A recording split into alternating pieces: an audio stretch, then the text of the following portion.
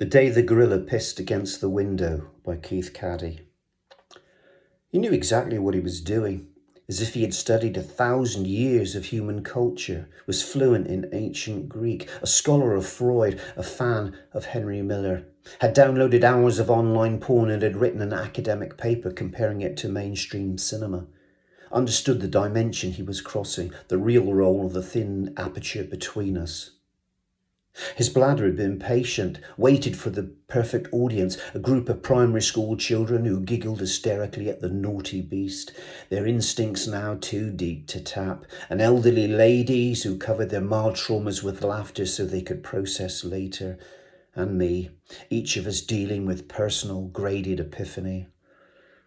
He moved as close as he could get and released his thick, foaming jet of urine and waited for our reactions. He knew exactly what he was doing.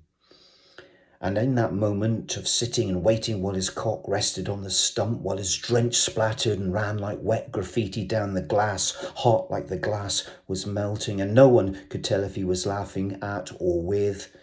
Was he just taking the piss?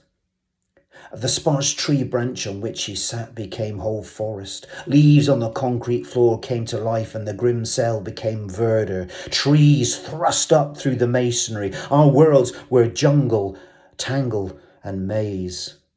And just for a moment the canopy offered shelter, but the window left nowhere for ape escape, so he put on a vulgar show. He had noted how many public toilets were on site.